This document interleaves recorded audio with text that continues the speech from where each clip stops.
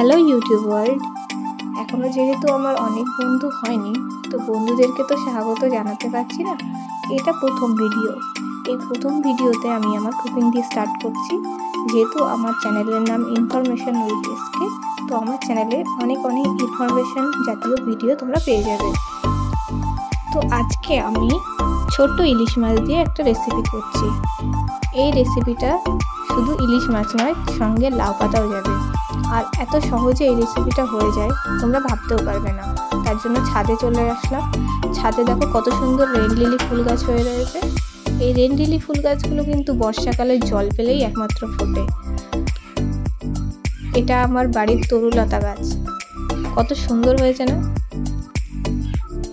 অনেক শখ করে ছাদ বাগানে আমি এই লঙ্কা গাছটা লাগিয়েছিলাম, আর এত পরিমাণে লঙ্কা হয়েছে সে বলে বোঝানো যাবে না। যাই হোক, লঙ্কা গাছ থেকে লঙ্কা তুলে নিলাম।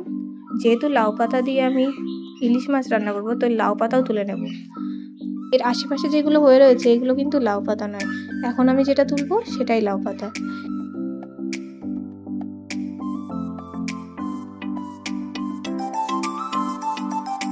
লাউ পাতা তুলতে এসে এক বিপদে পড়লাম। বেশি লাউ পাতা পাওয়া গেল না। যেগুলো রয়েছে সেগুলো নেওয়ার মতো নয়। যেহেতু এখন বর্ষাকাল, তাই চারিদিকে গাছগাছালি বন জঙ্গলে ভরে গেছে। চাল কুমড়ো গাছে একটা ছোট্ট চাল কুমড়োও হয়েছে, কি সুন্দর লাগছে না দেখতে। ছাদ বাগান থেকে বাজার করে নিয়ে এখন আমি নিচে যাচ্ছি, রান্না করব। তো যেগুলো তুলেছিলাম সেগুলো এখন কাটাকাটি করব।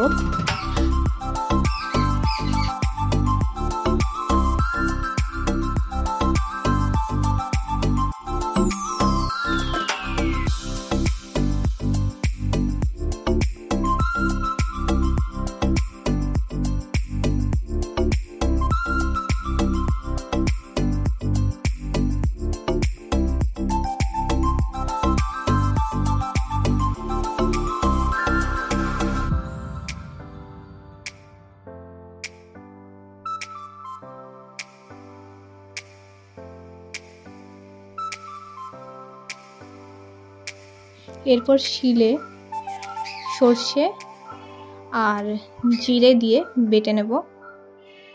শিলে বাটা মশলার স্বাদ কিন্তু একটা আলাদা রকমেরই স্বাদ, যে খায় সেই একমাত্র জানে।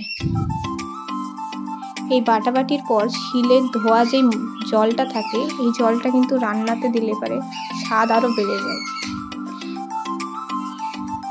যেহেতু ইলিশ মাছগুলো খুব একটা বড় নয়, তাই আমি ছোট একটা জায়গার মধ্যে এটা করছি। প্রথমে দিয়ে দেবো এতে নুন,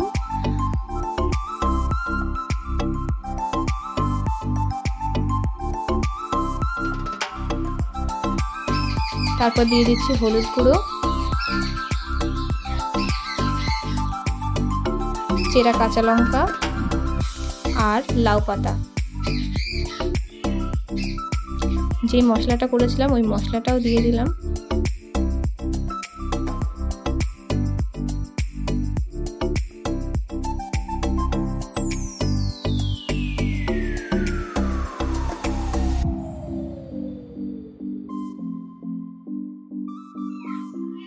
সবশেষে আমি দিচ্ছি সর্ষের তেল। এটা ছাড়া রান্নাটা পুরোপুরি অসম্পূর্ণ। এই সর্ষের তেলটা কিন্তু আমাদের বাড়ির খাঁটি সর্ষের তেল। আমাদের সর্ষে চাষ হয়েছিল, সেই চাষের থেকে ঘানিতে ভাঙিয়ে আনা খাঁটি সর্ষের তেল। এর স্বাদ তো আরও দ্বিগুণ হবে। তো যাই হোক, আমি এটা গ্যাসে চাপিয়ে দিচ্ছি এবং গ্যাসটা প্রথমের দিকে একটু বাড়িয়ে দিলাম, যাতে রান্নাটা ফুটতে থাকে। আর ঢাকনা দিয়ে দেওয়ার পরে কিছুক্ষণ পর এসে ঢাকনা খুলে দেখতে হবে।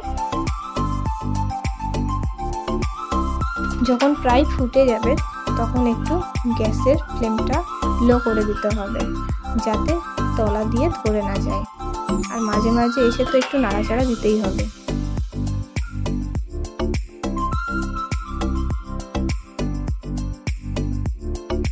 তো যাই হোক, এখন আমার রান্নাটা পুরোপুরি রেডি হয়ে গেছে। তো এটাকে এখন গরম ভাতের সাথে সার্ভ করার পালা। তো আমি গরম ভাতও নিয়ে নিয়েছি। তো এখানে আমি সার্ভ করব ডাকা দিয়ে।